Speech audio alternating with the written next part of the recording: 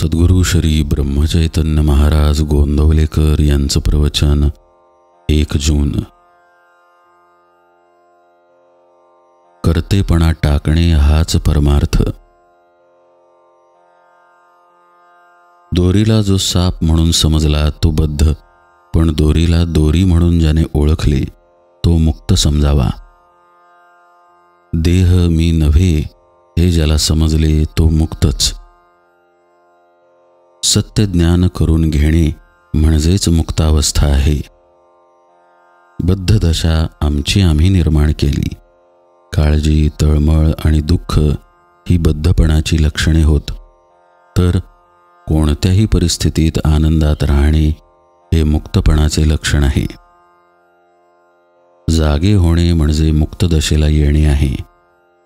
माझे माझ्या जवळच आहे, पण ते ठाऊक नाहीसे झाले आहे. भगवंताला विसरल्याने मी देही असे म्हणू लागलो. देह तर माझ्या ताब्यात नाही, तेव्हा मी देही नाही हे सिद्ध झाले. आपण कर्तेपण आपल्याकडे घेतो आणि त्याबरोबर सुखदुःखही आपल्याकडे येते.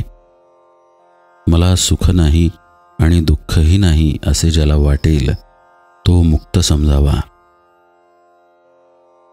कर्तेपण घातक असते.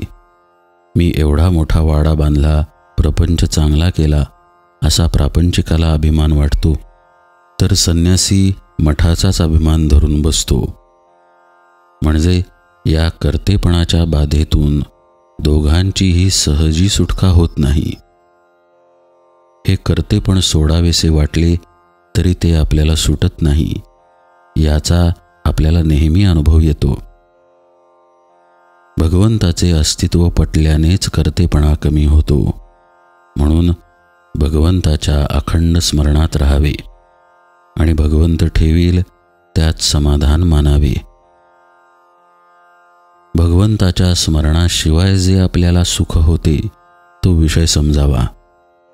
विषयाच्या संगतीत परमात्म्यापासून वेगळे असणे याचे नाव प्रपंच, आणि परमात्म्याच्या संगतीत विषयात राहणे याचेच नाव परमार्थ. फळाची अपेक्षा ठेवून आपण जी कृती करतो ते कर्म होय, पण फळाची अपेक्षा न ठेवता आपण जे कर्म करतो ते कर्तव्य ठरते. आणि असे कर्तव्य भगवंताच्या स्मरणात करीत राहणे हाच परमार्थ. हे करत असताना भगवंताला दृष्टीआड न होऊ देणे याचेच नाव अनुसंधान होय. समजा आपण एखादे चांगले पुस्तक वाचित बसलो आहोत. इतक्यात आपल्या पायाला एक मुंगी चावली. त्याची जाणीव आपल्याला कशी चटकन होते. ती जाणीव सर्व शरीरभर व्यापून असते.